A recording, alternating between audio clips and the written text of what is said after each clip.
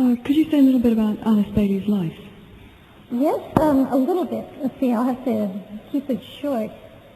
She was a British woman born in 1880 to a very wealthy and high-class British family. She was orphaned at a very early age and grew up an unhappy, lonely child. I don't believe that she ever went to school. She was tutored from the very beginning, and that gave her a first-class education, which developed her mind into a real instrument for use by the hierarchy, as I'll explain in a minute. As a young woman, she became deeply religious. She was a Christian of the, as she put it, fundamentalist sort. Deeply religious, she decided to become a missionary. And as a very young woman, she was sent by the British Army to India to minister to the soldiers stationed in India. That was her first contact with the East and with a culture completely different than her own. While she was there, she fell in love with an officer who was not of her class. She wanted to marry, and they did, but her family, to deal with what they thought was an unfortunate marriage, sent her and her new husband to America. And he became a student of the ministry in America, was given a parish in California. They moved to rural California after the turn of the century. She had 3 daughters. Her husband developed into an abusive husband, and she was extremely unhappy. Finally, she had to separate from him, and she was left impoverished with 3 little girls and no monetary skills other than making lace. So to support her little family, she got a job in a sardine canning factory in Monterey, California. This was all that was available to her. She was utterly miserable. But at that same time, she came in contact with a couple of ladies who were theosophists. She had never heard of theosophy, but she wanted to meet these British ladies who were living in town in rural California. And she began going to their classes just to be with them. She quickly became very interested in theosophy, remembering an early incident from when she was a young girl of about 15, when she had stayed home one Sunday morning, and a person whom she later recognized as her master came and visited her in her home and told her that if she could get a grip on herself, there was some work that she could do for the masters.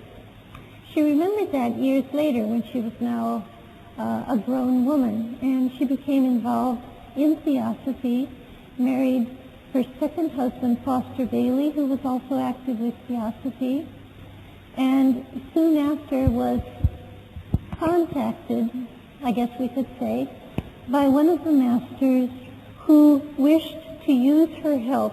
Remember, I referred to her very clear, well-developed mind, needed her help to write a series of books. At first she refused, not wanting to be a medium or a psychic. He convinced her to try. She began to work with him, taking down dictation, much as a stenographer would.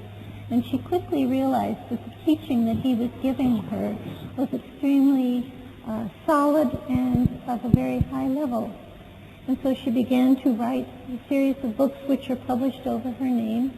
They now number 24 books in all. She also had another aspect to her life of discipleship which she undertook. That was the founding of what is called the Arcane School, which is a school of spiritual development that exists to this day for the training of disciples to be of service to humanity through increasingly conscious cooperation with the plan of the soul. So she had 2 aspects to her life of service, the writing of the books and the establishing of the Arcane School. And the Lucis Trust was formed to carry out that work.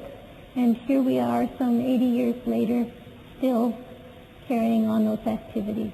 That, in very short summary, is her life. Yes.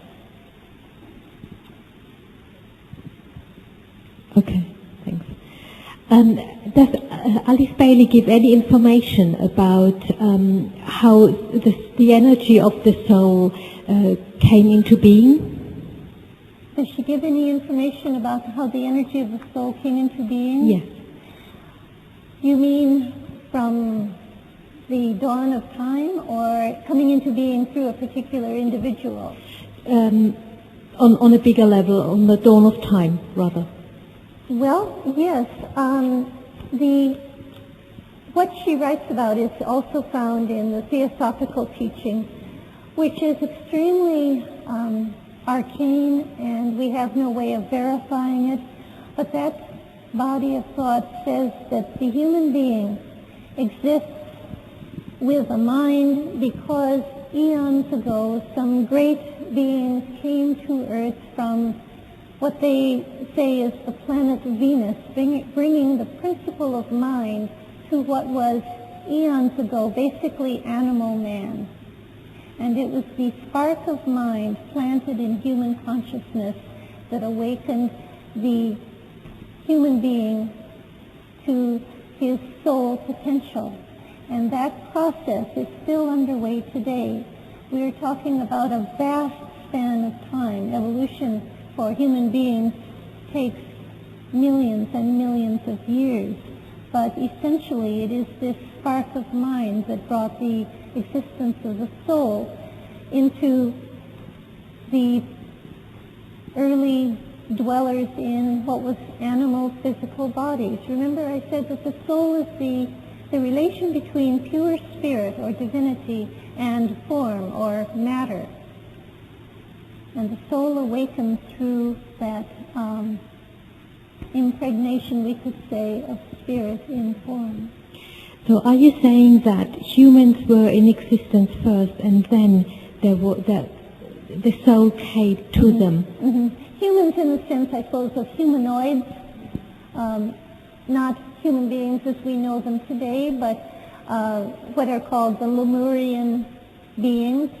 There are earlier stages of human evolution that are touched upon in theosophy and in other traditions too. The age of Lemuria, which was essentially animal men, followed by the age of Atlantis, which was the development of the emotional nature, but very little mind.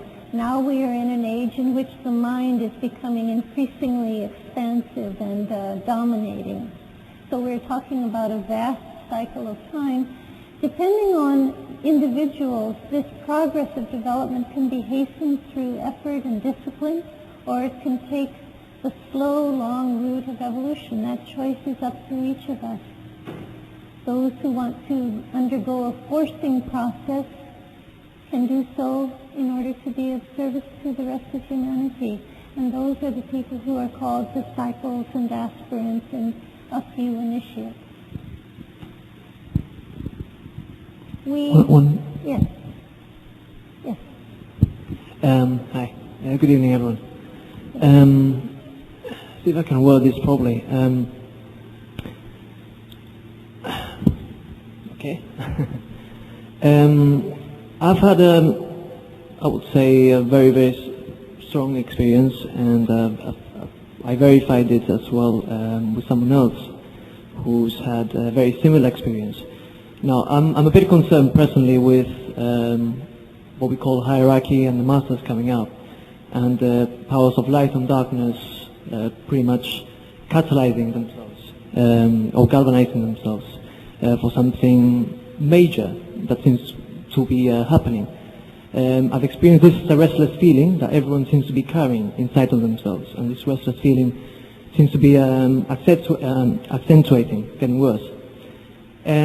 In a particular situation, which is what I want to draw attention to, I came across what to all intents and purposes would be a human being. That's what my ego would tell me. I came across this human being in a certain situation. There was quite a lot of people around me, and as soon as I ventured into this place, I navigated to a certain corner, and I sat down, and I noticed that practically within seconds he was doing his own thing, totally looking the opposite direction, and within seconds he very slowly turned around his neck and looked at me. Now, this is what I want to talk about.